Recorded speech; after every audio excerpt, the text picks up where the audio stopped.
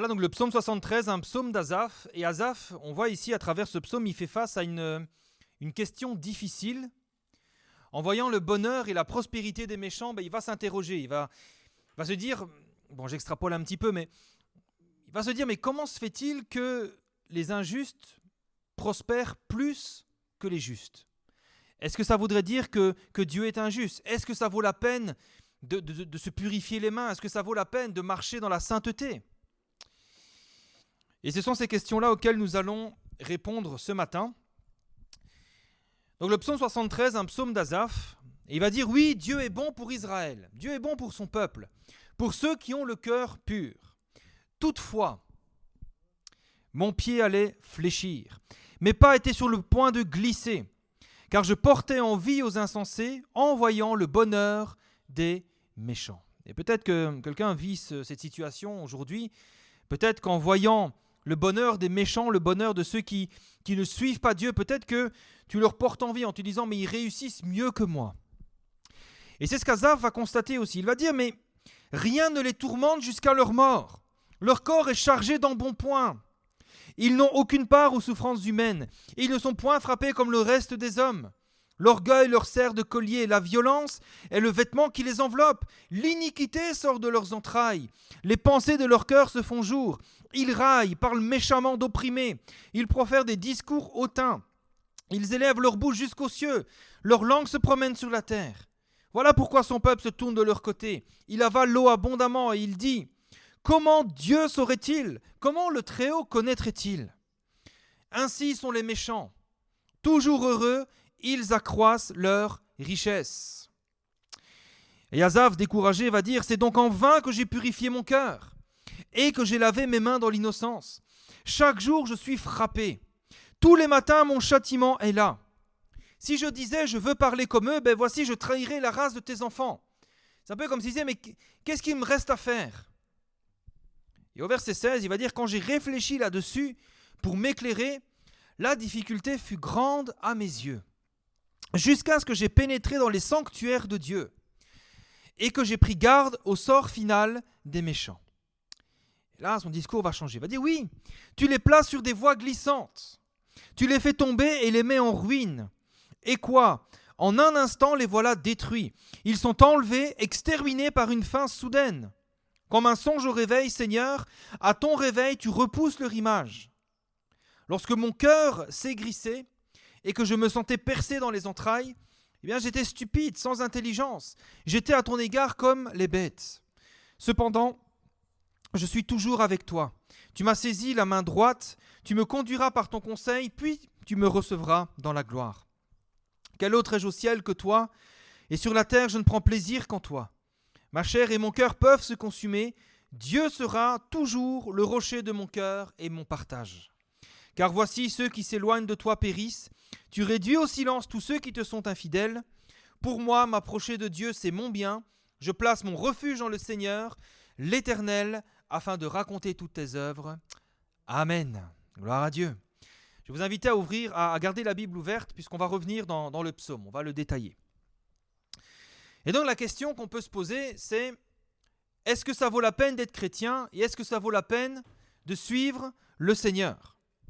Quand on compare notre lot de souffrances, de persécutions, avec la bonheur et la réussite de ceux qui ne craignent pas Dieu, on peut parfois se sentir découragé. On peut parfois être découragé. Vous savez, par exemple, on est honnête et droit dans son travail. On s'efforce à faire le bien. On déclare, il n'y a pas de fraude. Et pourtant, on voit que celui qui triche, celui qui fraude, c'est lui qui obtient la promotion. On est honnête et droit dans les affaires.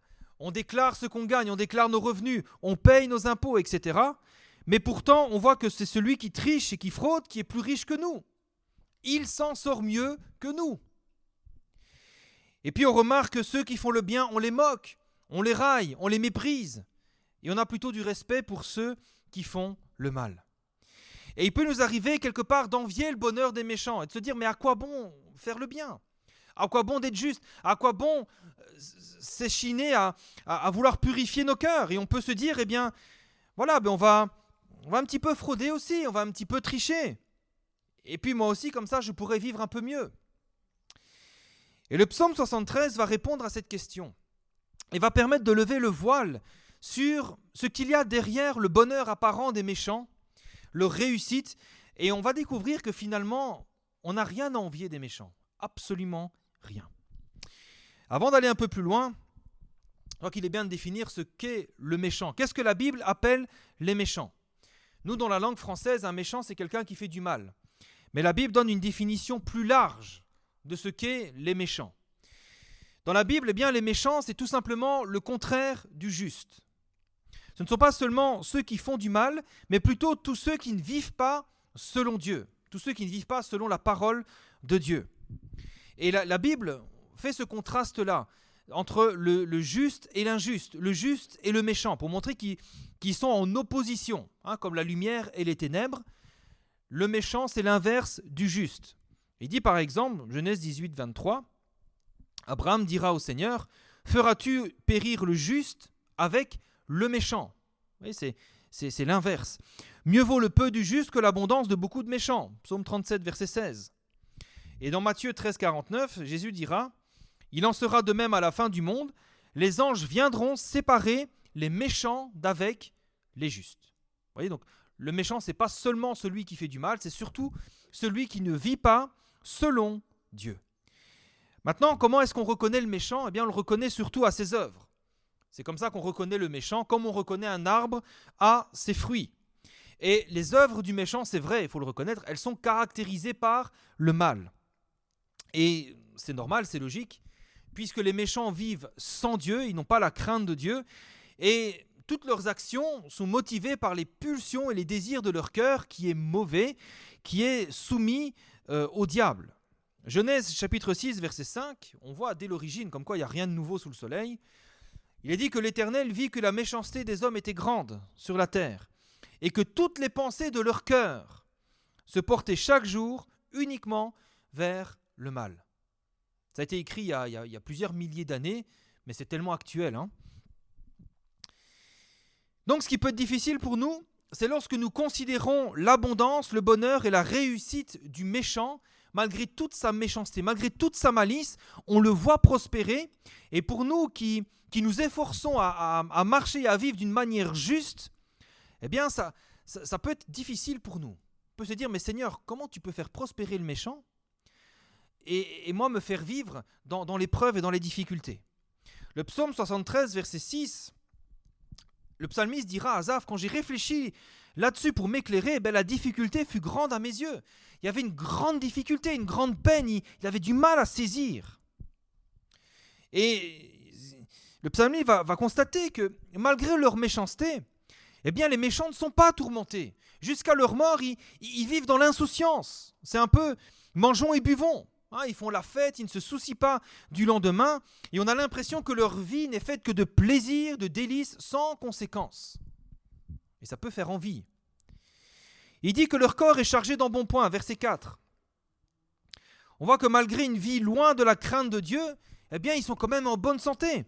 Ils prospèrent dans leur méchanceté. Ils vivent vieux et très bien parfois. Au verset 5, il dira « Ils n'ont qu'une part aux souffrances humaines. Ils ne sont point frappés comme le reste des hommes. » On a l'impression que tout leur réussit. Et le psalmiste va conclure. Versets 12 à 14 du psaume toujours 73, il va dire, eh bien, ainsi sont les méchants. Toujours heureux, ils accroissent leur richesse. Et c'est donc en vain que j'ai purifié mon cœur, que j'ai lavé mes mains dans l'innocence. Chaque jour, je suis frappé. Tous les matins, mon châtiment est là. Et c'est terrible. Parfois, nous, chrétiens, on vit des choses comme ça. Tous les matins, notre châtiment est là, notre fardeau est là, notre peine est là. Et quand on regarde autour de nous, on voit que les méchants, eux, tout va bien. Ils prospèrent.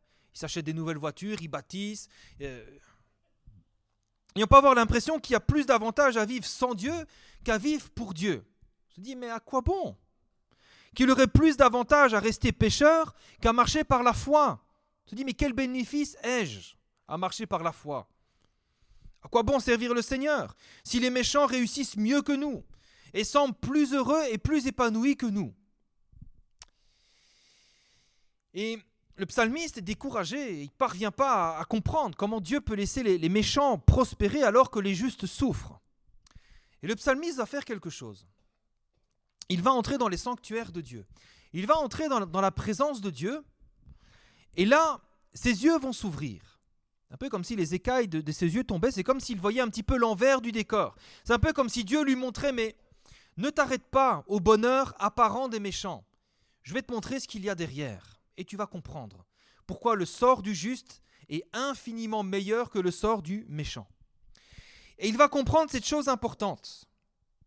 Le bonheur et la réussite du méchant, même si parfois elles sont réelles, elles sont là, mais elles ne sont pas éternelles. Tout a une fin. Tout a une fin. Et celle du méchant, eh bien, elle est terrible. Elle est absolument terrible. Alors on peut se dire, oui, mais bon, si la fin du méchant est terrible, au moins, il vit bien sur la terre. Mais là encore, frères et sœurs, ce n'est pas si sûr. Ce n'est pas si sûr parce qu'au final, nous allons voir que tout ce que poursuit le méchant ici-bas, tout ce pourquoi il s'épuise, tout ce pourquoi il investit son temps, son énergie, eh bien tout ça est vain. L'exemple du roi Salomon est un exemple édifiant. Vous vous souvenez, le roi Salomon, c'est un des fils de David qu'il a eu avec la femme d'Uri. Et ce roi, c'est le roi le plus glorieux, le plus riche, le plus beau, le plus sage, le plus tout ce que vous voulez des rois d'Israël. Il n'y avait pas un homme plus élevé que Salomon. C'est un homme qui est arrivé au sommet de ce que n'importe quel homme sur terre peut désirer dans sa vie. Ecclésiaste chapitre 2, versets 4 à 11. Regardez un petit peu ce qu'il va dire. « J'ai exécuté de grands ouvrages. » Salomon il pouvait se dire, j'ai fait beaucoup d'ouvrages. J'ai fait des monuments. J'ai créé des villes. J'ai créé toutes sortes de bâtiments. Je me bâtis des maisons. Je me plantais des vignes. Je me fis des jardins et des vergers. Louis XIV, il s'est fait toutes sortes de jardins, etc. Salomon, c'est pareil, voire peut-être même mieux. J'y plantais des arbres fruitiers de toute espèce. Je me créais des étangs. Parfois, on se dit, qu'est-ce que j'aimerais avoir une piscine. C'est vrai. Lui, il a fait plus qu'une piscine, il a fait des étangs. Des étangs, imaginez. Pour arroser, pas pour arroser son petit jardin, pour arroser la forêt où croissent les arbres. Vous voyez un petit peu la dimension du gars. J'achetais des serviteurs et des servantes. J'eus leurs enfants nés dans la maison. Je possédais des troupeaux de bœufs, de brebis, plus que tous ceux qui étaient avant moi dans Jérusalem. Autrement dit, qui que ce soit qui était là en Jérusalem en disant « je suis riche », Salomon était là pour dire « écoute, c'est bon, reste tranquille, regarde mes bœufs, je suis plus riche que toi. » Je m'amassais de l'or et de l'argent, les richesses des rois et des provinces. Et quand vous lisez le livre des rois, vous voyez que Salomon, il prélevait des impôts, il était immensément riche. Je me procurais des chanteurs et des chanteuses, les délices des fils de l'homme, des femmes en grand nombre. Il en avait un peu moins de 1000. Je devins grand, plus grand que tous ceux qui étaient avant moi dans Jérusalem. N'importe qui pensait être grand en Jérusalem, Salomon était plus grand. Et même ma sagesse demeura avec moi. Regardez bien au verset 10, Ecclésiaste chapitre 2, verset 10. Tout ce que mes yeux avaient désiré, je ne les en ai point privés. Tout ce dont il avait envie, il avait la possibilité de l'acquérir. C'est un peu, moi je suis dans la génération des jeux vidéo, c'est un peu comme si vous jouez aux jeux vidéo et puis vous avez vous savez, on appelle les cheat codes, vous avez accès, vous avez de l'argent illimité, vous avez accès à tout. Lui c'est pareil, il avait accès à tout, tout ce qu'il désirait, il y avait accès. Il va dire, je n'ai refusé à mon cœur aucune joie, car mon cœur prenait plaisir à tout mon travail, c'est la part qui m'en est revenue. Donc on est en face de quelqu'un qui est immensément riche et qui a possédé tout ce qu'un homme peut rêver de posséder. Et puis Salomon, qui avait aussi obtenu une sagesse telle qu'aucun autre homme avant lui avait obtenu, dans sa sagesse, il va dire « J'ai considéré tous les ouvrages que mes mains avaient faits et la peine que j'avais prise à les exécuter. » Et il va conclure ceci, c'est étonnant, « Tout est vanité et poursuite de vent. » Imaginez un petit peu un homme qui est arrivé au sommet, qui a bâti tout ce qu'il a pu bâtir, qui a fait tout ce qu'il a fait, et il va dire « Il n'y a aucun avantage à tirer de ce qu'on fait sous le soleil. » Salomon avait tout ce que les méchants rêvent d'avoir, tout ce que les méchants poursuivent, Salomon l'avait, et il l'avait en abondance. Et Salomon, quand il a eu tout ça, quand il a goûté à tout ça, il va réaliser qu'au final, tout ça est vain. Tout ça n'a aucune valeur. Tout ça, ce n'est que du vent. Vous savez, quand un homme de la sagesse de Salomon affirme, après avoir goûté tous les plaisirs, après avoir obtenu tout ce qu'un homme peut désirer obtenir, et qu'il vous dit, vous savez, tout ça, c'est du vent, je pense qu'on peut lui faire confiance. Je pense qu'on peut se dire, peut-être que je vais réfléchir, est-ce que ça vaut la peine de courir après tout ce qu'on court? Vous savez, ce que Salomon a découvert, c'est que finalement, tout ce que le monde offre, les biens matériels, les plaisirs, etc., tout ce que le monde a à nous offrir, ne sera jamais suffisant pour rassasier notre âme. Et c'est pour ça qu'on n'en a jamais assez. On n'en a jamais assez. Les hommes ne sont jamais rassasiés d'argent. Ils ont besoin de toujours plus. Les hommes ne sont jamais rassasiés de pouvoir et de gloire. Il en faut toujours plus. On a toujours besoin d'exister. Et c'est pour ça qu'on voit parfois dans les people, on voit des gens qui ont des comportements si pathétiques, qui font qui ont des comportements, bon, j'ai pas d'exemple qui me vient là, mais ils ont des comportements tellement pathétiques parce qu'ils ont tellement besoin d'exister, ils ont toujours besoin de plus de gloire. Il en faut toujours plus. C'est comme une faim qu'on ne peut pas rassasier. Ils ne sont jamais rassasiés de plaisir, il en faut toujours plus. Et c'est ce que nous voyons tout autour de nous. Il y a une espèce de frénésie dans le monde à vouloir toujours plus. On est insatisfait, on veut toujours plus. Une plus grande télé, une plus grosse voiture, une plus grosse piscine, toujours plus, toujours plus. Mais pourquoi au final? Pourquoi? Vous savez, il y a une excellente question, peut-être que tout homme devrait se poser à un moment donné, c'est « et après ?» C'est une question simple, mais tellement importante. Et après? Oui, tu t'es enrichi, mais après? Oui, tu as beaucoup de maisons, et après? Oui, tu as de belles voitures, et après?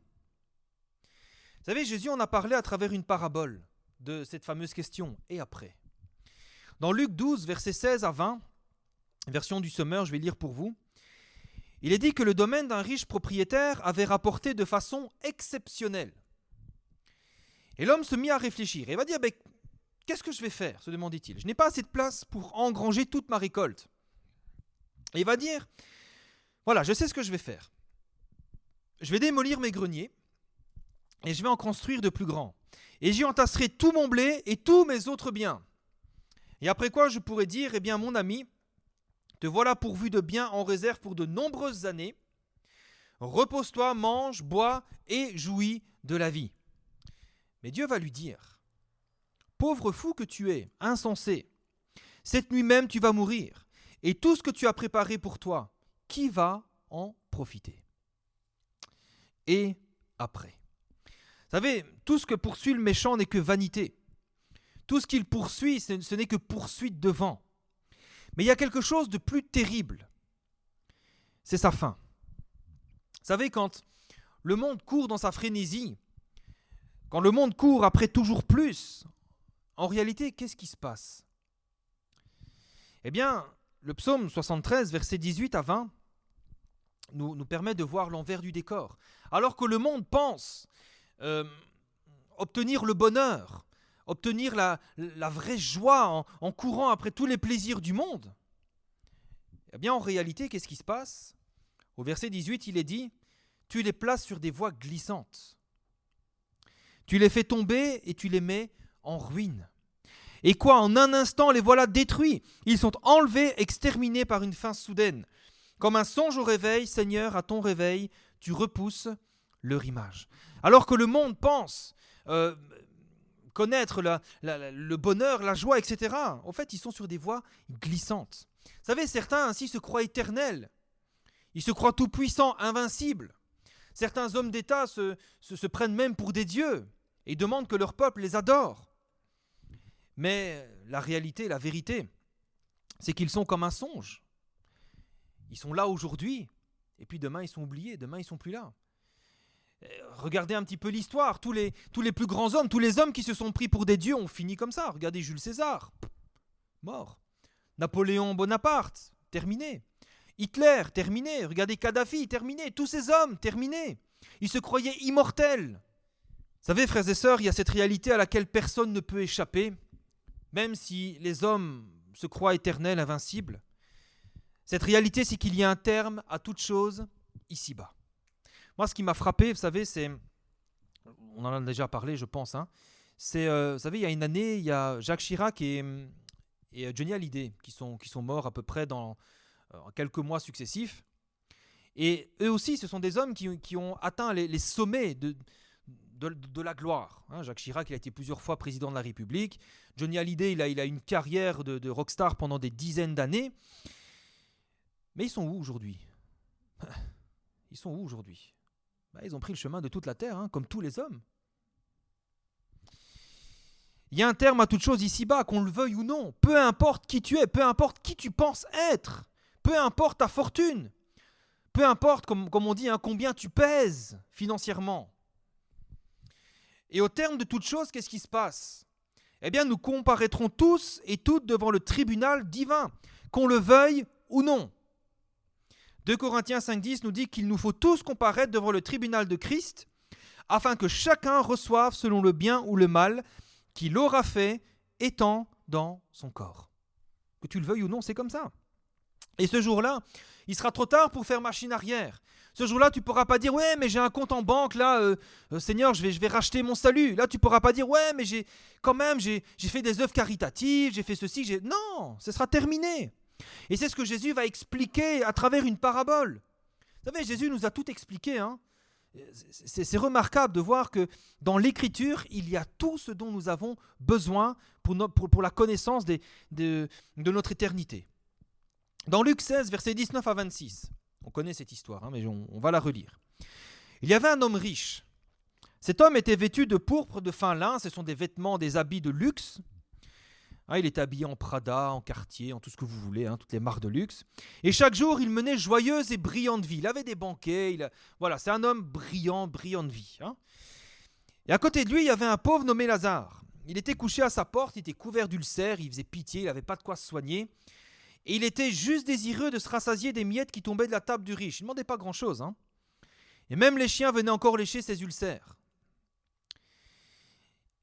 Sauf qu'un jour, au verset 22, il est dit que le pauvre mourut, il fut porté par les anges dans le sein d'Abraham, et le riche mourut aussi, et il fut enseveli. Et là, dans le séjour des morts, le riche, il leva les yeux. Et tandis qu'il était en proie au tourment, il vit de loin Abraham et Lazare dans son sein.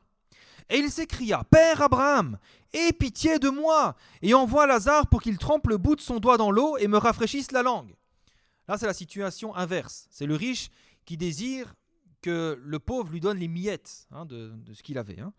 Il demande juste une goutte d'eau. Il dit, parce que je souffre cruellement dans cette flamme. On voit que déjà, il souffre cruellement. Et Abraham répondit, « Mon enfant, souviens-toi que tu as reçu tes biens pendant ta vie, et que Lazare a eu les maux pendant la sienne. Maintenant, il est ici consolé, et toi, tu souffres.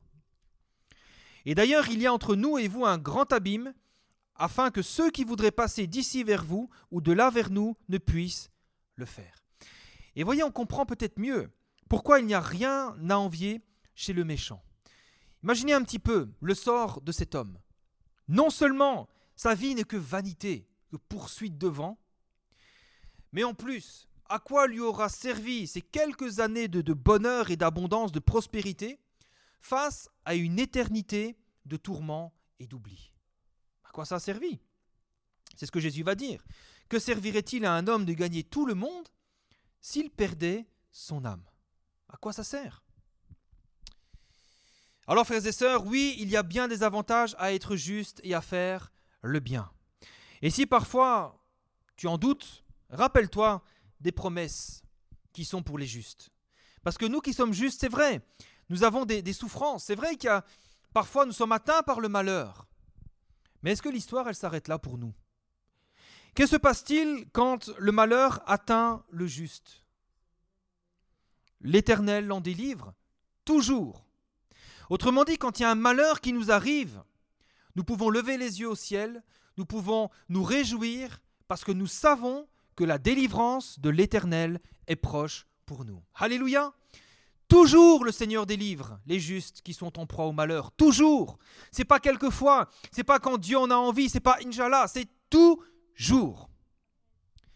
Il est dit ensuite, c'est le psaume 34, verset 20, au verset 22, le malheur tue le méchant. Mais au verset 23, l'Éternel délivre l'âme de ses serviteurs, et tous ceux qui l'ont pour refuge échappent au châtiment.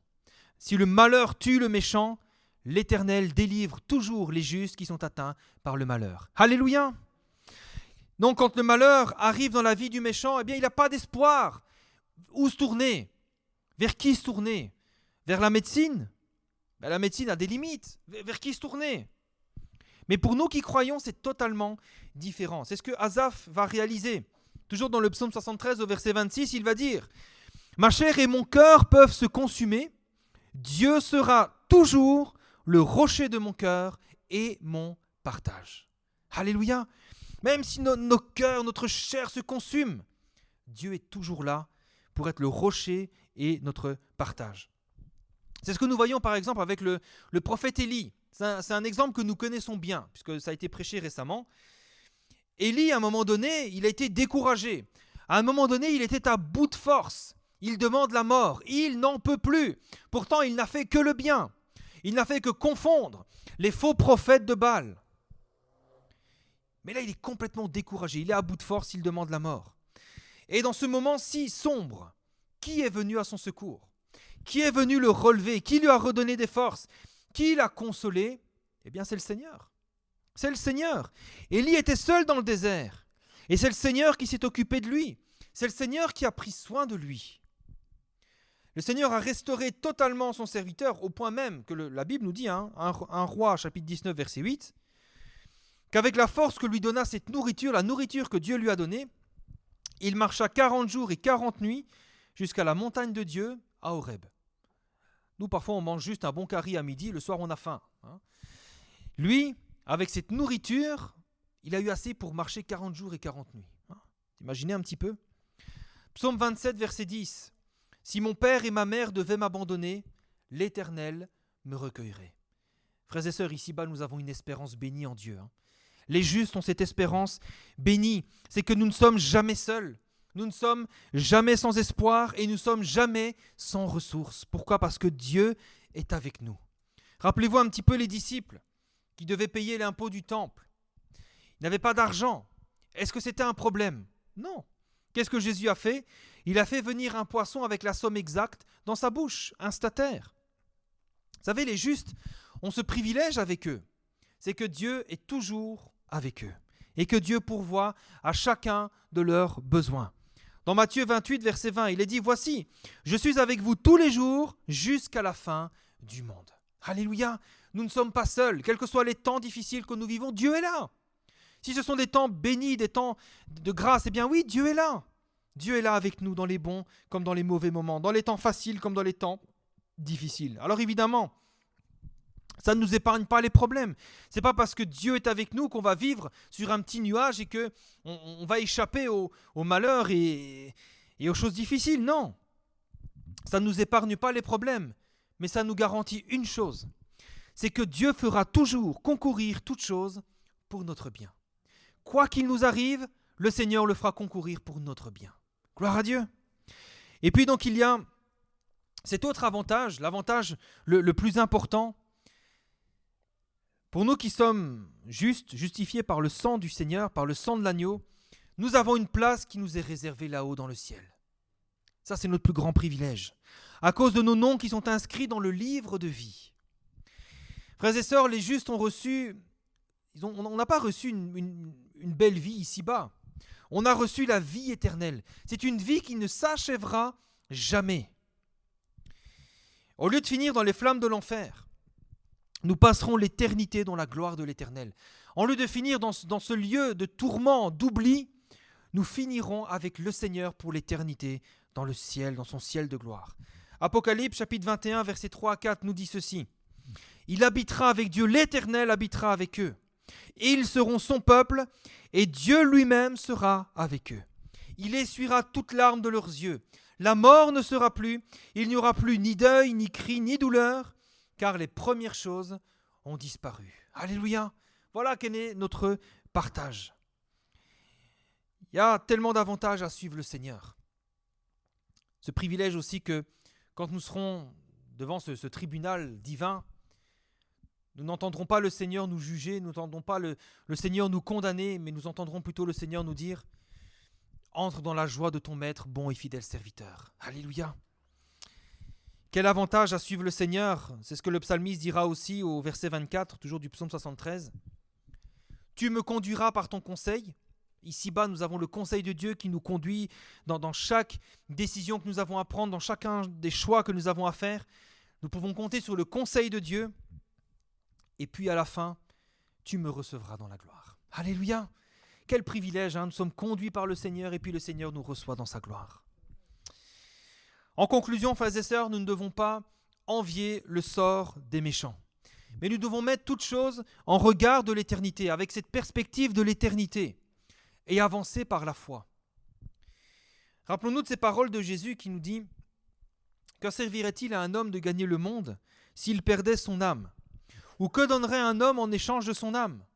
Car le Fils de l'homme doit venir dans la gloire de son Père avec ses anges, et alors il rendra à chacun selon ses œuvres. » Frères et sœurs, continuons à poursuivre le bien et la sanctification sans laquelle personne ne verra le Seigneur. Frères et sœurs, poursuivons ces choses. Si c'est vrai que pour un temps, il peut nous arriver d'être découragés, mettons toutes choses en perspective de l'éternité. Notre espérance en Christ n'est pas que pour ici-bas. D'ailleurs, si nous n'espérons en Christ que pour aujourd'hui, nous sommes les plus malheureux de tous les hommes. On fait encore plus pitié que les méchants. Non. Nous devons continuer à poursuivre le bien, la sanctification, et réaliser que nous sommes des hommes et des femmes éternels, et que c'est un grand privilège que d'être appelés justes par le Seigneur. Rappelons-nous quel est notre héritage. Un héritage éternel, un héritage qui ne peut pas se flétrir, un héritage qui ne peut pas se corrompre. Parce que notre héritage est dans les cieux, il est gardé précieusement par le Seigneur. Réalisons à quel point c'est un honneur que d'avoir été purifiés et sanctifiés par le sang de Jésus-Christ, que d'être de nouvelles créatures, d'être le temple et l'habitation de Dieu par son Esprit Saint, d'être appelé le temple de Dieu. Imaginez un petit peu. C'est un privilège, frères et sœurs, que de ne plus marcher selon le train de ce monde, qui marche sur une voie glissante, qui marche sur la voie de la perdition, mais que nous pouvons aujourd'hui marcher selon la parole de notre Seigneur glorieux, selon la vérité, cette parole éternelle. Nous devons réaliser quel est le privilège que nous avons d'être des justes. Et je termine, je vais conclure avec ce texte de 2 Corinthiens chapitre 4, verset 16, qui nous dit « C'est pourquoi nous ne perdons pas courage. » Ne perdons pas courage ce matin, frères et sœurs. Même si notre homme extérieur se détruit, notre homme intérieur se renouvelle de jour en jour. Même si notre corps se détruit, et nous le voyons, hein, il y a les rides qui apparaissent, il y a les douleurs, les bobos, etc. Bon. Mais notre homme intérieur se renouvelle. Nous ne sommes pas, on ne s'aigrit pas, on n'est pas en train de se morfondre dans la dépression. Non, notre homme intérieur se renouvelle de jour en jour. Nos légères afflictions du moment, elles sont réelles, mais elles produisent pour nous, au-delà de toute mesure, un poids éternel de gloire. Pourquoi ? Parce que nous regardons, non pas aux choses visibles, autrement dit, nous ne marchons pas par la vue, mais par la foi. Nous regardons à celles qui sont invisibles, parce que les choses visibles sont passagères, elles ont une fin, mais les choses invisibles, elles sont éternelles. Nous savons en effet que si cette tente où nous habitons sur la terre est détruite, ça parle de notre corps, hein, nous avons dans le ciel un ouvrage qui est l'ouvrage de Dieu, un édifice qui est l'ouvrage de Dieu, une demeure éternelle qui n'a pas été faite de main d'homme. Amen. Voilà quel est l'héritage des justes, frères et sœurs. Il y a tellement d'avantages à être juste, c'est un tel privilège, frères et sœurs. Prenons conscience du privilège que nous avons d'être appelés des justes. Que le Seigneur nous reconnaisse comme étant des justes, des hommes et des femmes justifiés par le sang de son Fils. Nous n'avons pas à rougir, nous ne sommes pas des étrangers, parce que le ciel nous est réservé pour l'éternité. Réalisons notre privilège. Et si pour un temps nous sommes peut-être un peu découragés, faisons comme Asaph, entrons dans les sanctuaires de Dieu, entrons dans la présence de Dieu et réalisons quelle part est la nôtre. Ici-bas, le Seigneur est avec nous tous les jours, tous les jours. Et puis lorsque nous prendrons le chemin de toute la terre, que nous irons au ciel, que nous serons devant le tribunal divin, eh bien là, Le Seigneur nous dira, mais entre dans la joie de ton maître, bon et fidèle serviteur, tu as été fidèle en peu de choses, voici je te donne beaucoup. Et ce sont des choses éternelles. Frères et sœurs, avançons par la foi, non pas par la vue, mais avançons par la foi. Le bonheur ou la réussite des méchants, c'est quelque chose d'éphémère, c'est quelque chose de superficiel.